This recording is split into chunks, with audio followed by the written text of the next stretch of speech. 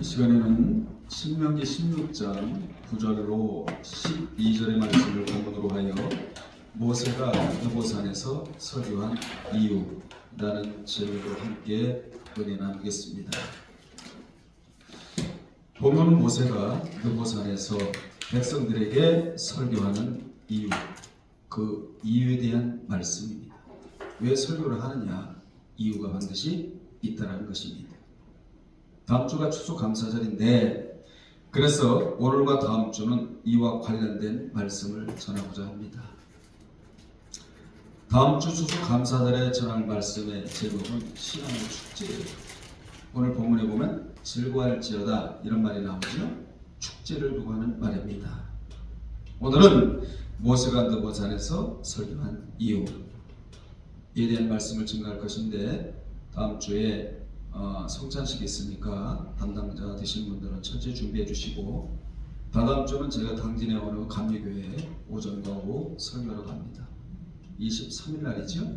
그래서 김재 목사님이 예배를 인도할 것이고 여러분 이에 대해서 기도해 주시기를 바랍니다. 본문에 77절을 지키라 라는 말씀이 먼저 나오는데 77절은 6월절 다음 날부터 7주간 즉 49일째 되는 날을 77절이라고 말합니다. 이 날은 6월절부터 50일째 되는 날이므로 오순절이라고도 하는데 그의 보리를 거두어 그 첫 이삭을 하나님께 드리는 절기이므로 맥추절이라고도 그렇게 불려집니다. 맥추절은 그리스도의 부활을 상징하는 절기예요. 이 절기의 보리의 첫 이삭을 드리는 것은 그리스도가 부활의 첫 열매가 될 것을 가리키는 말입니다. 고린도전서 15장 20절에 그리고 오순절은 그리스도의 성령 강림을 상징해요. 사도행전 2장 1절 4절에 오순절에 마갈 다락방에 임했던 성령, 이 성령을 구약에서 이렇게 오실 것에 대해서 미리 보여준 그러한 절기가 바로 오순절이기도 합니다. 그리고 6월절은 그리스도의 십자가의 구속을 상징해요. 따라서 이 세 절기를 지키는 이유는 먼저는 그리스도의 부활, 중요하잖아요. 기독교의 꼭지점이라고 말하는 부활, 기독교만이 부활이 있거든요.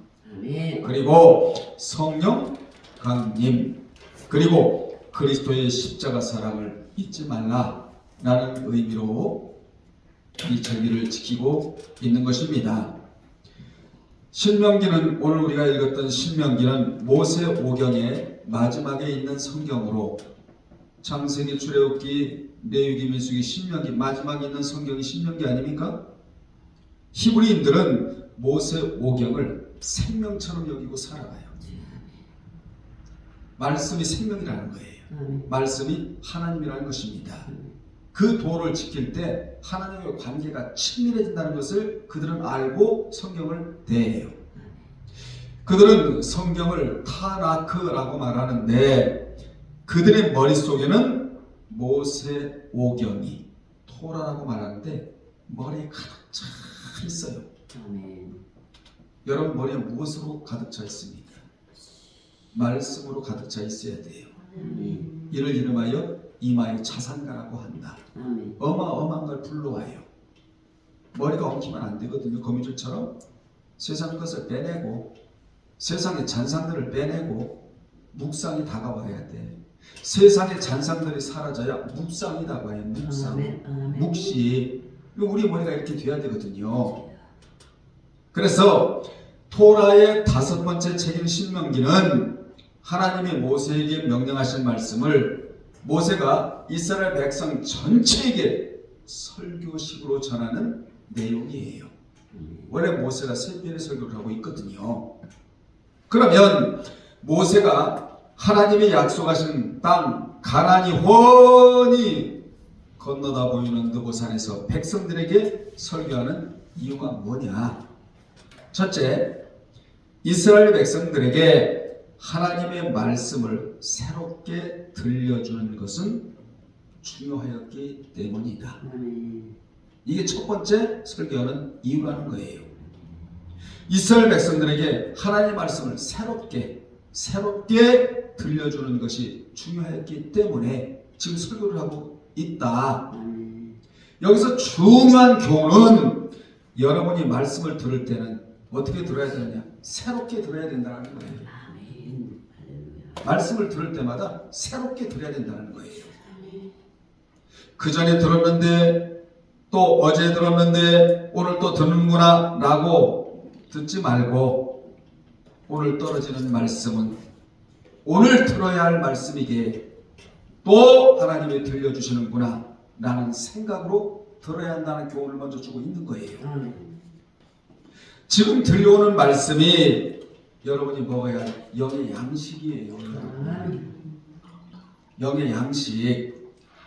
그래서 모세는 지금 20세쯤 된 새로운 세대에게 전의 세대가 가데스 바네아에서 실패했던 때를 기준하여 갈렙과 여호수아를 제외한 9세대는 광야에서 멸망을 받았으므로 왜 멸망당했죠? 하나님 시험하고 간음하고 원망하고 우상 숭배하고 이게 사중적 경고라고 얘기해요. 이것 때문에 멸망하였으므로 너희는 다시 멸망하는 자리에 가지 말고 너희는 어떻게 하라고? 하나님 주시는 생명의 말씀을 듣고 너희는 가나안에 들어가서 행복하게 살라고 행복론을 얘기하고 있는 거예요 지금. 그래서 이 메시지를 출애굽 2세대들에게 강력하게 전해줘야 할 이유가 있다라고 생각하고 지금 이 설교를 좀 하고 있는 겁니다. 그러면 그 메시지는 뭐냐? 새롭게 도전하라는 도전적이고 격려하는 메시지였다. 도전만 하라고 하지 않고 격려도 해줘요. 하나님은 나가서 일해 복을 줄게. 나가서 싸워 내가 함께 할게. 가 내가 함께 갈게. 오라 내가 함께 할게. 전부 이런 메시지예요. 도전하라 이러면서 하나님은 뒷짐 주고 계시는 하나님이 아니라 격려도 하는 메시지가 여기 들어있다 그 말입니다. 모세는 백성들에게 하나님은 도전적인 자를 격려하시는 분임을 우리로 하여금 알게 해. 우리도 지금까지 이제 한 달 약 보름인가 남았나요? 20일 가까이 남았는데 지금까지 2025년 지금까지 미래를 향하여 도전하면서 여기까지 왔다고요. 저도 그렇고 여러분도 그렇고 그 도전 안에 엄청난 것이 있었는데 그게 뭐냐? 하나님의 위로가 있었다는 것이죠. 이 하나님의 위로가 있었기에 여기까지 올 수가 있었다. 알게 모르게 하나님의 머리가 여러분 머리 위에 얹어져 있었다 이 말이에요. 위로에 그 손이 얹어져 있었다. 당시 이스라엘 백성들의 생애는 아직도 가나안에 정착하지 못하는 순례자들이었거든요. 우리도 지금 순례자들 아닙니까? 한 곳에 정착하고 영원히 살아갈 자들이 아니라 순례객이에요 지금요. 그러나 이제는 약속의 땅으로 들어가게 되며 그곳에서 정착된 국가가 되는 것이었거든요. 그런데 그들 앞에 엄청난 문제가 지금 놓여 있었던 거예요. 그것은 바로 그 땅을 정복하라. 이게 어마어마한 문제입니다. 여러분 돈이 없고 질병이 있고 여러분 가정에 문제가 있고 자식이 문제가 이거는 다 지나갈 문제야. 이 또한 지나간다. 여러분이 신앙생활하면서 가장 엄청난 문제가 뭐냐? 그 땅을 정복하라. 하나님에게 큰 문제라는 거예요. 돈이 없나요? 그건 큰 문제가 아니에요. 하나님 주시면 있게 되는 거예요. 가정에 문제가 있나요? 자식의 속색이 나요? 이건 문제가 아니라는 거예요. 여러분의 인생 속에서 가장 큰 문제를 하나님이 여기서 제시해 주시는데 그 문제가 뭐냐? 그 땅을 정복하라. 한마디로 말하면 세상을 이기고 마귀를 이기고 환난을 이기고 천국에 들어가라. 지금 이 말씀을 하고 계시는 거예요. 이 명령을 수행하기 위해 싸워야 할 전쟁이 남아있었기에 그것을 철저히 준비해야 한다. 이 메시지를 전하고 있는 겁니다. 여러분, 제가 지금 설교하는 이유도 이거예요. 그 땅을 정복해야 돼. 이 땅은 딛고 그 땅은 정복하고, 이 땅은 이기고 그 땅은 들어가 영원히 살고. 앞으로 문제 그러거든. 뭐 돈이 없고 뭐 사람과의 관계에서 상처받고, 이건 문제가 아니다. 제일 큰 문제는 뭐냐? 그 땅을 정복하는 것이 제일 큰 문제다. 이 사실을 잊지 마시기를 바랍니다. 두 번째, 미래를 준비하는 최선의 방법은 과거를 이해하는 것이기 때문이다.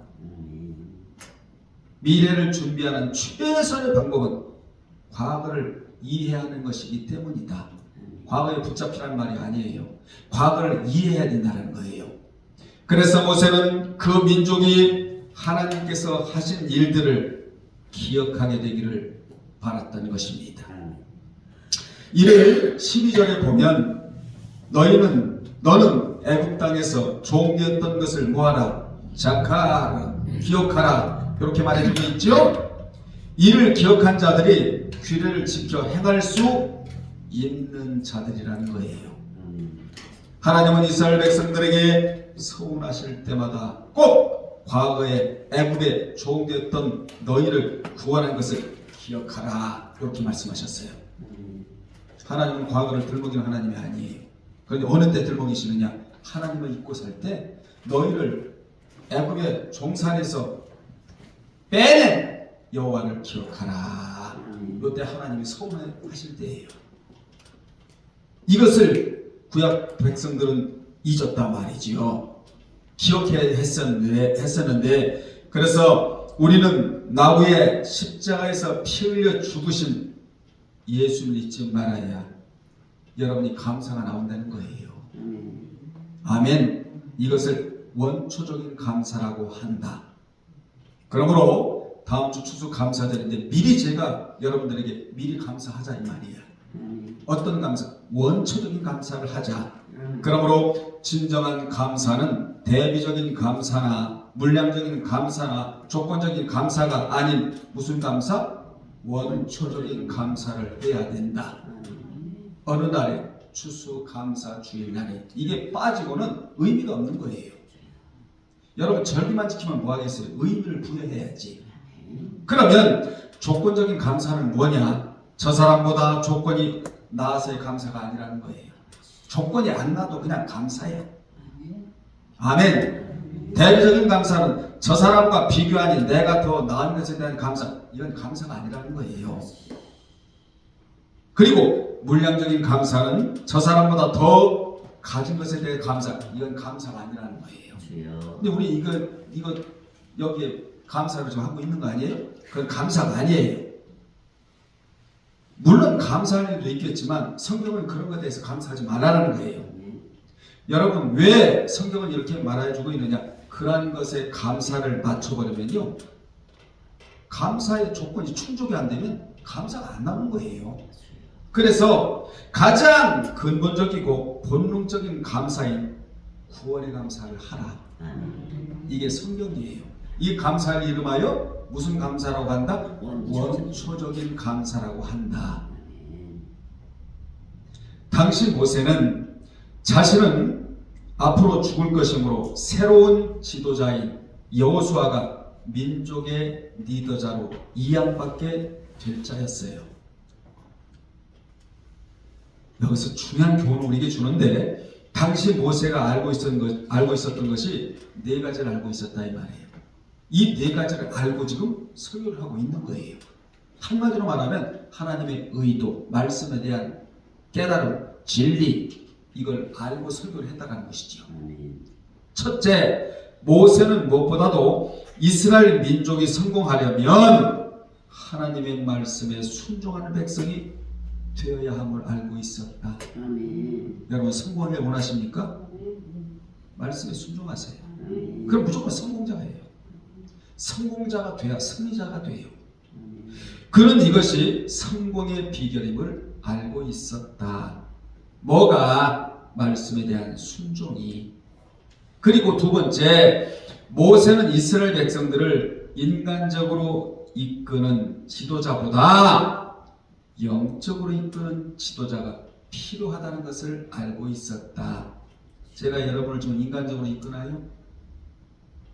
죽어도 저는 그런 생각이 손톱만큼도 없습니다. 저는 여러분을 영적으로 이끌기 원해요. 이걸 알고 있었다는 거예요. 모세가 이걸 알고 설교하는 자와 모르고 설교하는 자의 그 설교의 수준이 얼마나 벌어지겠냐고요. 세 번째, 모세는 영적인 지도자는 말씀에 기초하고 있어야 한다. 이걸 알고 있었다는 것이지요. 여호와를 사랑해야 하는데 그 자가 바로 여호수아라는 것을 알고 있었다. 모세만 알고 있을까요? 하나님이 알고 있습니다. 하나님이 사랑하는 거 여러분 하나님이 아세요. 그분은 형편, 처지, 실정, 또 사정, 형편, 실정, 처지 적어도 네 가지를 아시는 분이 하나님이에요. 다 아세요. 모르는 거 하나도 없습니다.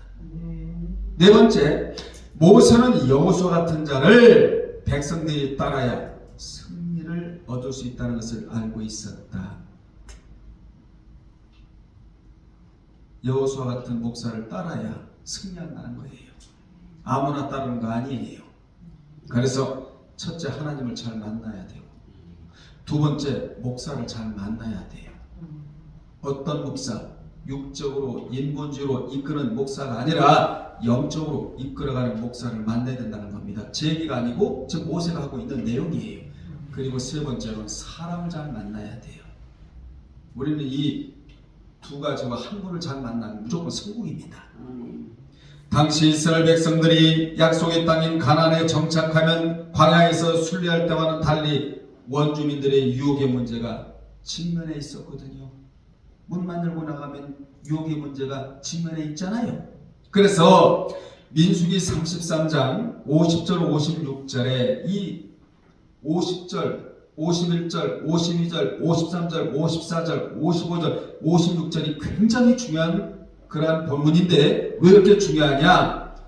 가나안에 들어가면 첫 번째로 해야 할 일을 하나님이 말씀해 주시는 자리가 이 자리예요. 지금 아직 광야에 있잖아요. 가나안 7족속을 몰아내고 지금 가나안 땅으로 들어가야 되거든요. 들어가기 전에 하나님이 가나안에 들어가면 제일 먼저 이것부터 해라. 얼마나 하나님이 구체적이고 철저한 분입니까? 첫째, 가나안 땅 원주민을 몰아내라는 거예요. 여러분들이요, 여러분 안에도 이 가나안 땅 원주민이 여러분 안에 들어있다고. 이 원주민이 여러분 안에 들어가 있게 되면 가나안 가는 정신을 잊고 살아요. 세상에 마음 뺏기고 사는 거예요. 우리는 무슨 일이 있다 할지라도 다 세상 것은 다 가지치게 해버리고 천국에 들어가야 할 자거든요. 천국에 들어가 안착할 자가 우리라고. 안식의 나라에. 근데 이거 자꾸 예배를 방해하고 기도를 방해하고 하나님을 방해하고 하나님의 생각을 다 저버리게 하고 이게 가나안 원주민이 우리 안에 들어가 있다고. 이거를 제거하라 이렇게 하나님 말씀하죠. 도와줘라가 아니에요. 제거를 하라. 제거. 두 번째, 석상, 우상, 산당을 헐어버려라. 이게 바로 하나님께 나아가는 걸림돌이죠. 하나님을 사랑하는데 걸림돌이 되니까 이거 헐어버려라. 여러분 안에 이게 들어있다고. 이거 헐어야 돼.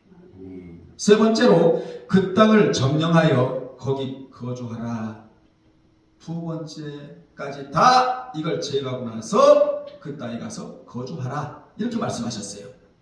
그런 것을 하지 않으면 어떻게 되느냐? 가나안의 원주민들이 너의 눈에 가시가 될 것이고 또 너의 옆구리를 찌르는 것 같이 너희를 괴롭게 할 것이라. 다 제거하라고 하나님이 모세를 통하여 말씀하셨는데 이들이 남겨놨단 말이에요. 그게 문제가 됐다 이 말이야. 하나님이 제거하는 거예요. 남겨놓을 필요가 없어요. 누구같이? 사울같이.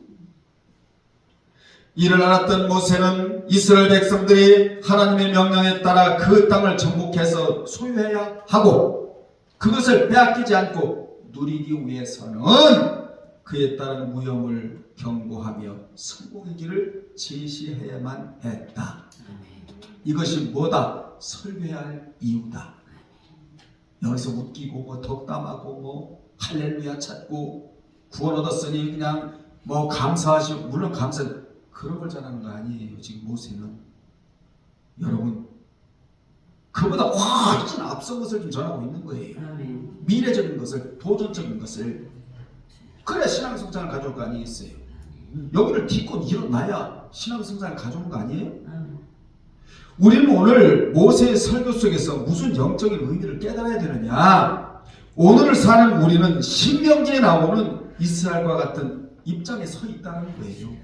저도 서 있고 여러분도 서 있어요. 지금 우리가 천국 들어간 사람들이 아니잖아요. 이 땅은 완전한 세상이 아니고 불완전한 세상이라서 불완전한 요소들이 있기 마련이라고. 우리는 지금 가나안이라는 약속의 축복의 땅에 있지 못하고 어디 있느냐? 요단 지금 이 편에 있는 거예요. 요단 이 편. 요단 저편은 세상에 잡힌 상태고 이 편에 있는 거예요. 여기서 지금 천국을 바라보고 살아가는 이 편에 있는 자들이라고 우리 모두가. 여기서 우리는 뭘 해야 되느냐? 하나님의 말씀에 다시 귀를 기울여. 다시.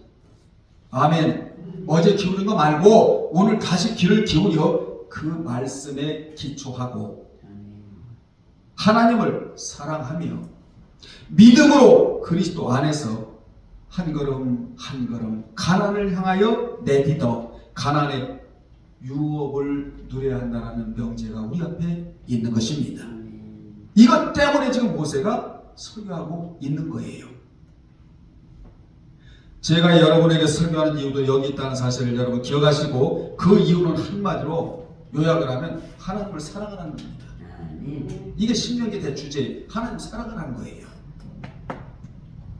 그래서 특히 신명기에 나타난 사랑이라는 단어는 먼저는 믿는 자가 하나님을 향한 사랑, 하나님을 사랑해야 된다는 것이죠. 그리고 백성을 위한 하나님의 사랑이 있다는 것이 신명기의 주제가 되는 거예요. 여러분이 하나님 사랑하면 하나님도 나를 사랑해 주신다. 이게 신명기의 주제란 말이에요. 얼마나 중요한 이걸 주제로 다룰까요?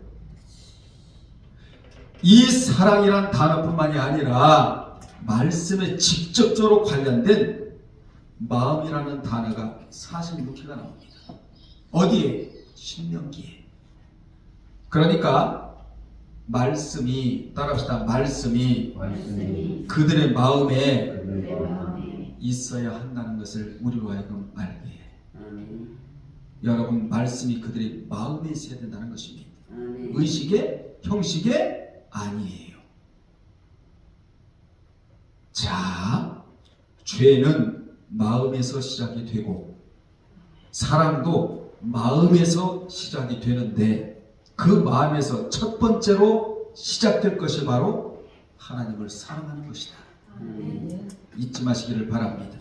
신명기 10장 12절에서 우리에게 기본하고 있는 겁니다.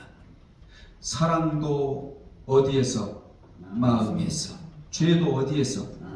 마음에서부터 싹이 트기 시작하는 거라. 교만도 어디에서? 마음에서. 겸손도 마음에서. 인간과의 관계도 마음에서. 말씀을 사모함도 마음이요. 모든 것이 다 어디서 오느냐? 마음에서 오게 되는 거예요. 마음에서. 마음에서. 그러므로 마음이 말씀께 올바로 매달려 있어야 축복의 사람이 되는 거예요. 사랑과 뭐와? 마음. 마음과 뭐와? 사랑. 그래서 모세는 본문에서 그들이 가나안 땅을 소유하고 누리려면 그들의 마음이 하나님과 그의 말씀을 향한 사랑으로 가득 차야 된다고 지금 설교하고 있는 겁니다. 은혜가 되지 않아요? 신명기는 선지자들에게 상당한 영향을 미친 책이에요. 특히 이사야와 예레미야에게 상당한 영향을 끼친 책이 신명기예요. 이 두 사람이 신명기를 통해 깨달은 것은 자신들이 먼저 하나님을 사랑해야 한다는 것을 깨달은 거예요. 하나님의 사랑이 덧입혀진다는 것과 또 자신들의 마음이 말씀께 있어야 된다는 것을 깨달은 자가 누구? 이사야와 예레미야. 두 사람을 꼽는다면, 물론 여러 사람도 있겠지만, 여러분들이요, 이런 사실을 알았던 이 두 사람을 통해서 주님이 신약에서 세상에 중요하게 또 인용을 많이 하세요. 예수님과 바울, 여러분이 이 두 인물을 통하여 이제 복음을 전하셨는데 이게 파급효과를 가져오게 되는 겁니다. 그래서 사람은 영향을 주고 영향을 받기도 하는데, 악의 영향은 받지 말고 선한 영향은 여러분이 빨리 받으셔야 돼요. 그게 지혜로운 사람이라는 것이죠. 신명기를 이끄는 중요한 요인은 절대적인 유일신 야훼 신앙, 언약신. 이 신앙은 하나님께서 이스라엘에게 절대적인 충성을 요구하는 관심과 결부되어 있다는 것입니다. 이것은 쇠마, 즉 들으라 선언에서 가장 잘 나타나는데, 예수님도 신명기를 좋아하셨기에 신약에 많이 인용하셨다. 제가 말씀을 드렸죠. 왜 예수께서 신명기를 많이 인용을 하셨느냐? 하나님의 말씀을 잘 듣고 섬기는 문제가 여기 있기 때문이다. 말씀을 들어야 섬기지요. 어떻게 먼저 섬길 수가 있겠어요? 들어야 섬기지요. 그 듣는 훈련이 철저하게 여러분이 되어 있어야 돼요. 어떻게? 새롭게. 그래서 들으라의 쇠마는 유대교의 독특한 표지가 되었고, 예수님은 이것을 첫째 계명이라고 말씀해 주셨다. 마태 22장 37절 38절에 첫째 되는 계명이라고 첫째 자리에 주셨어요. 이 계명의 자리를. 십계명에는 물론 둘째 계명에 나오지만, 주님이 들으라를 첫째 계명에서 말씀하셨듯이 그들이 하나님을 사랑해야 하는 이유는 그들의 야곱에서 종노릇하며 억압당할 때 하나님이 먼저 그들을 찾아가셔서 사랑해 주셨기 때문이다. 아멘. 하나님 우리를 사랑해 주시고 난 이후에 사랑해 다오 이렇게 말씀하신 분이 하나님이에요. 믿음을 주셔놓고 나를 믿음으로 대해달라. 소망을 주셔놓고 천국을 소망하고 살라. 주셔놓고 이렇게 하라는 분이 하나님이다, 그 말입니다. 여러분들이요, 하나님을 사랑하고 그분의 계명을 지키는 것은 신명기의 축복 공식이에요. 출애굽기 20장 6절과 마태복음 22장 37절 39절에 보면 축복의 공식이 나오거든요. 이 공식대로 해야 여러분이 복을 받아요.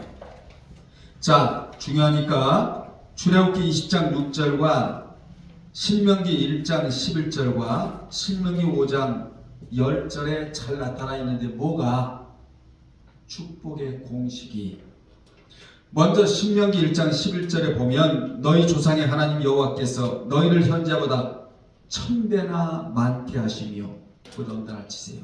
1000배나 많게 하시며 너희에게 허락하신 것과 같이 너희에게 복 주시기를 원하노라. 하나님의 소원이에요.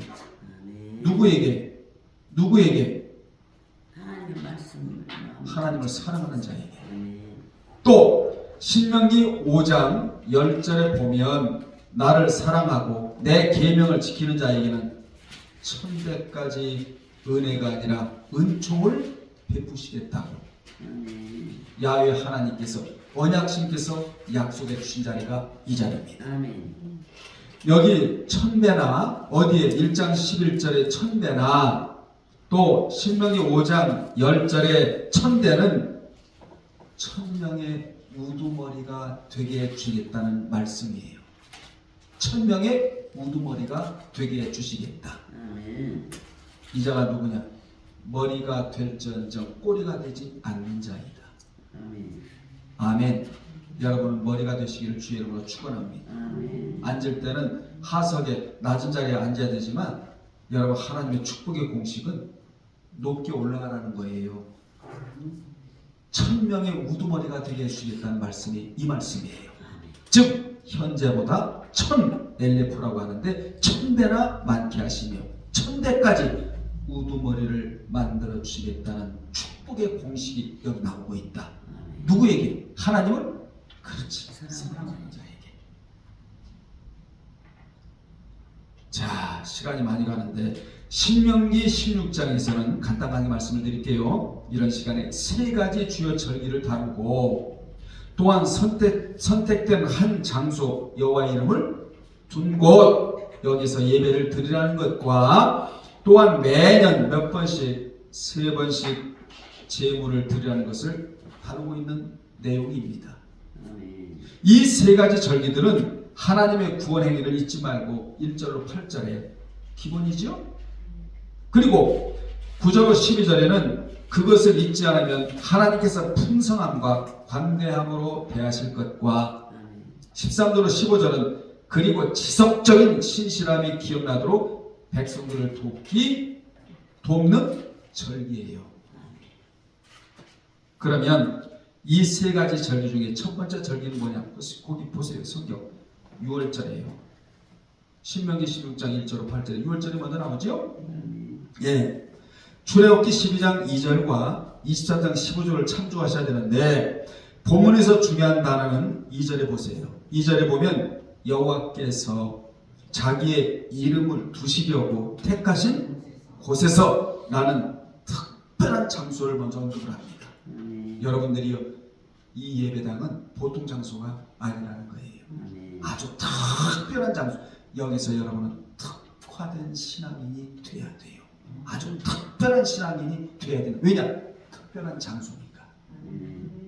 아멘.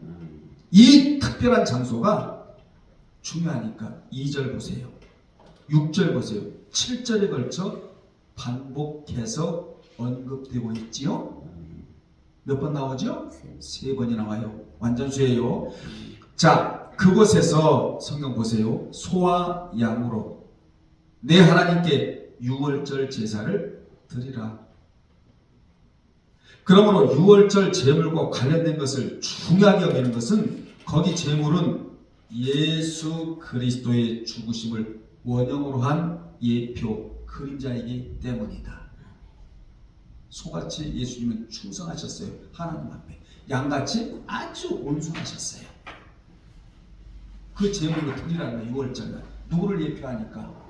예수님을 예표하는 그림자다 원형이고 상징적인 거니까. 그래서 성경은 예수님과 6월절 어린 양을 평행 구조로 두고 있는데 출애굽 사건도 예수님의 죽으심에 대한 그림자이고 또 6월절 어린 양도 마찬가지고 그 양은 암노스, 우리는 아르니온, 그분은 아르니온을 위한 죽으실 양, 우리는 그분에 의해서 살아난 양. 이게 달라요. 양이. 그 양이 계셨기 때문에 우리가 살아난 거다 이 말이야. 우리는 아르니온이에요. 주님은 암노스고 6월절 희생 제물의 뼈를 꺾지 않은 것도 주님을 십자가에 못은 박았지만 예수님의 다리를 꺾지 않은 것과 같아요. 그렇다면 이스라엘 백성들이 특별히 6월절을 지켜야 하는 이유와 목적은 뭐냐? 먼저 이유에 대해서 나오는데 1절이 이유예요. 이유. 자, 1절에 보면 아비벌이 나오지요? 정월이에요. 유대력으로는 정월. 우리를 말하면 3, 4월이야. 아비벌에 내 하나님 여호와께서 밤은 주약을 상징합니다. 너를 애굽에서 인도하여 내셨기 때문이고 이래서 6월절을 지켜야 한다는 거예요. 이유에 대해서 얘기를 하죠? 이걸 알아야 돼요, 여러분이. 두 번째는 목적이에요. 목적은 3절인데 자, 3절에 읽으세요. 이는 내가 애굽 땅에서 급히 나왔음이니 또 이같이 행하여 내 평생에 항상 내가 애굽 땅에서 나온 나를 기억할 것이기 때문이고. 여러분이 예수를 처음 믿을 때 이거 여러분 기억해야 돼. 사실은 그래야 첫사랑을 잃어버리지를 않아요. 하나님은 여러분에게 기억되기를 원하시는 분이 하나님이에요. 특히 절기 하나님을 잊지 말라는 거예요. 그러면 구약의 6월절을 오늘날에 적용하면 과거를 돌이켜봄으로써 우리가 하나님의 어린 양 예수님이지요? 이 어린 양의 피에 의해 구속받은 것을 기억나도록 하기 위함이다. 요한복음 1장 29절과 베드로전서 1장 18절 19절에 이러한 구속에는 반드시 책임이 따르는데 그 책임은 우리의 삶 속에서 잘못된 것들을 계속해서 제거하라는 거예요. 고린도전서 5장 1절로 8절에 그래서 예수님께서 기억하라고 하신 성만찬 규정은 곧 유월절 규정과 마찬가지로 과거와 미래를 이중적으로 바라보게 하기 위함이다. 어려운 거 아니에요. 여러분 예수를 믿고 구속함을 얻었잖아요. 그럼 뭐가 따른다? 책임이 따르는데 그 책임은 여러분의 삶 속에서 잘못된 것은 뭐하라? 제거하라. 이게 바로 유월절을 지키는 의미다. 제거. 저도 제거할 것이 있고 여러분도 제거할 것이 있어요. 저는 없습니다. 이거는요 바리새인이에요. 얼마든지 있단 말이에요. 아멘. 두 번째 맥주절인데 9절로 12절에 오늘 우리 본문에 읽었잖아요. 맥주절 77절 혹은 오순절이라고도 하는데 자 본문에 봐요. 곡식의 낫을 대는 첫날은 보리를 수확하는 이게 맥주절이에요. 첫날을 뜻하는데 믿는 자는 고난과 기쁨이 대칭된다는 것을 3절과 11절에서 알게 해요. 3절에 보면 읽어요. 3절에 이래 동안은 무교병 곧 고난의 떡을 그것과 함께 먹으라. 여기 고난이죠. 분명히 고난 아닙니까?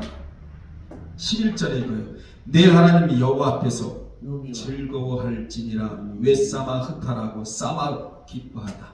뭘 얘기해 주고 있는 거예요, 여러분? 인생은 고난만 있는 것이 아니고 여호와 앞에서 뭐가 즐거움이 교차된다는 것을 우리가 하여금 알게 해. 그러니까 이 또한 지나가리라. 고난이 지나가면 기쁨이 다가온다. 고난만 있는 게 아니다. 인생은 반드시 하나님 주시는 기쁨이 기다리고 있다. 이걸 얘기하고 있는 거예요 지금.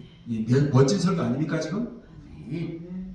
맥주절은 일종의 추수 감사제인데 이 절기는 예수님의 부활과 오순절날을 원형으로 한 예표라고 말씀드렸죠. 예수님은 부활의 첫 열매로 나타나셨어요. 아멘. 세 번째 초막절, 장막절이라고도 하는데 13절로 15절에 이 절기는 땅으로부터 오는 하나님의 풍성하신 공급을 기억하는 매우 즐거운 추수절이었다고. 다음 주 추수 감사절을 앞두고 제가 먼저 이 말씀을 드리는 거예요. 그래서 이날은 77절 맥주절과 함께 즐거워하는 절기로 주어져요. 그래서 신앙이 뭐다? 축제다. 다음 주는 무슨 날이다? 신앙의 축제 날이다. 자, 그런 점에서 온전히 즐거워할지니라 15절에 보면 하반절에 온전히 즐거워할지니라는 말씀은 하나님의 복주심에 대한 결과로서 주어진 말씀이 여기 나옵니다. 아멘. 여러분 복 안 받으셨다고요? 어마어마하게 복을 받으셨어요. 아멘. 지금 살아있는 게 복입니다. 아멘. 살아있는 게 복이에요. 참 이 하나님의 은총으로요. 어제 그저께 경산에 갔다 왔잖아요. 초상집에 700km를 갔다 왔는데 94세 됐는데 아들 5 낳고 이 어머니가 94세에 돌아가셨더라고요. 근데 아버지는 40살에 돌아가시더니 그래서 이 막내 목사님이 아버지 얼굴 못 봤대요. 근데 이 어머니가 뭘 하셨다는 줄 아세요? 대무당. 그리고 꽹과리를 치면요. 꽹과리도 보통 실력이 아니에요. 대무당 출신이야. 그래서 원암매를 길러냈대요. 근데 놀라운 사실은 그 막내 목사님이 전도를 해가지고 예수 믿고 돌아가신 거예요. 대무당이 변화돼가고 하나님이 하시면 됩니다. 여러분 자녀들 믿음 없다고요? 기다리세요. 다 지나갑니다. 하나님이 하시면 됩니다. 그런 대무당도 예수 믿고 돌아가셨더니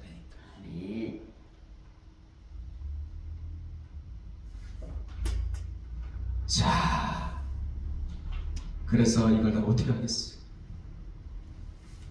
여러분 앞에서 유월절과 맥주절, 오순절 이건 원형으로 이미 나타났지만 그저 초막절에 대한 원형은 아직 일어나지 않았어요. 이것은 여전히 미래의 일로 남아있다. 그러므로 이 절기는 종말론적으로 미래에 있을 그리스도의 강림, 그리스도의 강림에 의한 최종적인 영혼의 수확 또는 추수를 예시하고 있다. 아멘. 그리스도의 강림, 우리는 이 강림을 기다리고 지금 살아가고 있는 거예요. 주님이 나를 추수하러 오실 때가 공중에 강림하러 오실 때예요. 알곡을 추수하신다고. 그러니까 우리가 신부가 돼야 된다는 거예요. 우리가 알곡이 돼야 된다는 얘기 그렇게 하고 있는 거예요. 쭉정이 데려오시지를 않아요. 알곡을 데려오시면, 그래서 내가 알곡 신앙이 돼야 된다 그 말입니다. 미랄의 신앙을 거쳐서 알곡이 되거든요. 아멘. 자, 세 번의 절기를 지키라고 말씀하고 있지요. 자, 그러면서 하시는 말씀이 예물을 가져와라. 공수레로 오지 말아라. 하나님 앞에 나올 때는 공수레로 오지 말아라. 예물을 가지고 오도록 지금 배려하고 있습니다. 확실합니까? 결론 내리겠습니다. 하나님께서 제공하시는 복은 순환 법칙이다. 축복의 공식에 의하여. 하나님이 제공하시는 복의 순환 법칙은 먼저 하나님의 명령이 떨어지고 그 다음에 여호와의 이름을 두시려고 택하신 곳에서 탁되는 장소입니다. 오늘 여러분이 여기 오셨단 말이에요. 함께 뭐하는 것이다? 즐거워하는 것이다. 이게 순환 법칙이에요. 링구조예요. 이거 놓치면 안 됩니다. 명령 또 장소, 그 장소에서 뭐하라? 즐거워하라. 11절에 나오잖아요. 이것은 뗄 수 없는 관계를 가지고 있는데 모세는 백성들이 이와 같은 순환 법칙의 복을 받기를 원하는 마음으로 지금 설교를 하고 있는 거예요. 저도 마찬가지고요. 우리도 하나님의 은혜 가운데서 복을 받아야 합니다. 아멘. 풍성한 여러분들이요, 하나님께로부터 복을 받는 데서 멈춰지면 안 돼요. 우리는 하나님이 주시는 쪽으로 나가야 된다 그 말입니다. 끝으로 그리할 때 하나님은 그들이 하는 일에 특별히 거기 보세요. 돌보심으로 또다시 복을 받게 될 것이다. 순환의 법칙, 축복의 공식에 의한 순환의 법칙이 여기 나오잖아요. 자, 그래서 우리는 추수 감사절을 앞두고 오늘 제가 이 메시지를 강조하고 있는 거 여러분에게. 무슨 강조?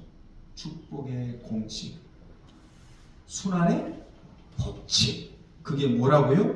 명령, 다음에 장소, 다음에 즐거워하는 것.